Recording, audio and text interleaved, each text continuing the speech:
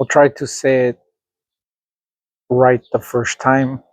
CPVC stands for chlorinated polyvinyl chloride. And the difference between CPVC and PVC is that PVC is more for irrigation.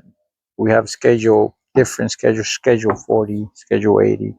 But today we're going to be working with CPVC inside a house. Hello, my name is Kevin. I'm a licensed plumber in the state of California. I've been working with water for over 20 years. I've pretty much done almost everything except one thing, that is walking on water, but I'm working on it. Thank you for joining me, and let's dive in.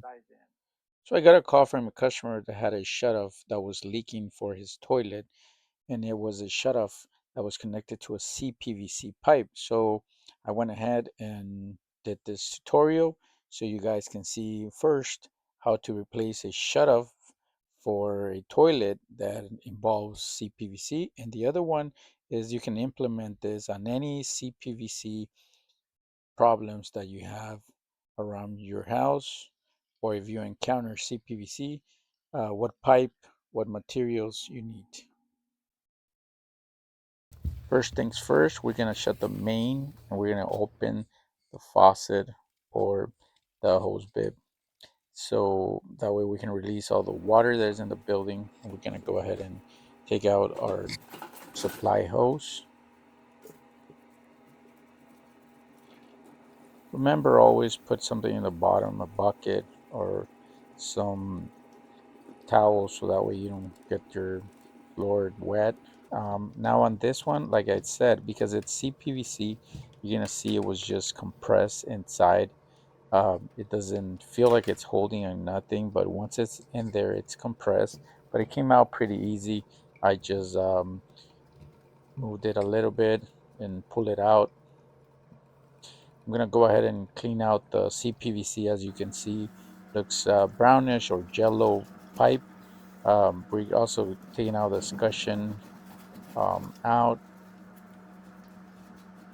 or the flange, whatever you call it. I always like cleaning the pipe because it cleans all the debris. Um, going and go ahead and put your new scutcheon. I just like to make my job look clean, nice.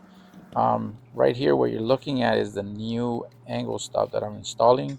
I am just tying a little bit the the union from the angle stop or the shutoff. And as you can see, because it's different, it has a connection for the CPVC. So, and that's the glue I'm gonna be using. Make sure it says CPVC on it, okay? I know it's in small letters, but it's right there, CPVC. That's the glue that you wanna look for.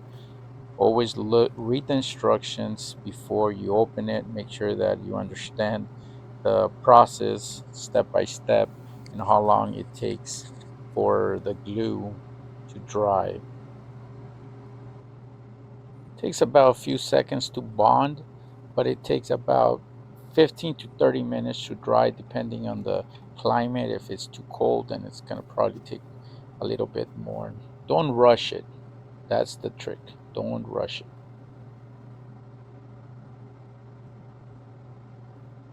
So at this point, we're going to be getting ready to put our glue on our CPVC pipe and on our fitting. You don't want to go too crazy on the glue, and always put it on the tip of the pipe. That way you have a clean finish, clean bond.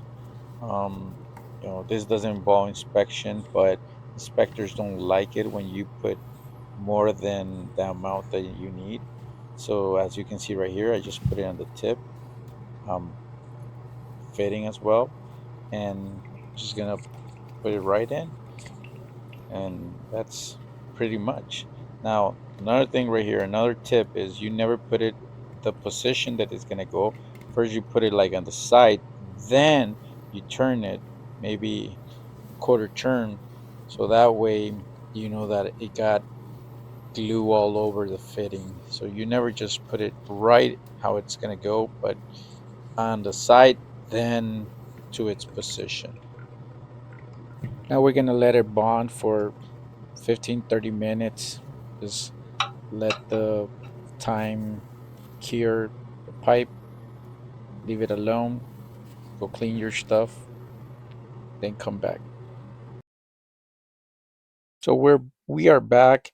Now we're gonna inspect our job, make sure it looks clean, that it has bond, maybe touch the glue, feel solid. So we're ready to turn on the water. But before we do so, I'm gonna go ahead and connect the supply hose.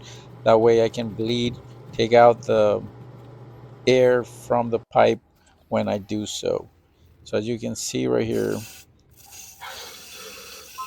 we're turning our water back on.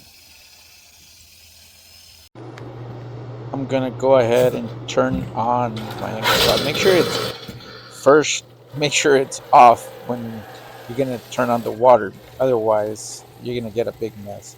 So now I'm bleeding, or I'm just taking out the air from the pipe. Now I'm connecting it to its toilet. Now, one thing is you can see right here is the way I ran the hose. I didn't had a shorter one, so I had to install this one. It's longer, so I created a loop. Make sure it's not kink, or otherwise you're not gonna get water inside the toilet tank. So I'm gonna go ahead and fill up the tank, and before I leave, because remember, this is what I do for a living, so I test everything before I leave. So this is what I'm doing right here, is making sure that the tank is filling up, the pressure looks fine, no more air, and that's how we did a connection for CPVC. Hope this video helps for your next CPVC repair you have to do around your house. Thank you for watching, and don't forget to check these other videos. They might help you.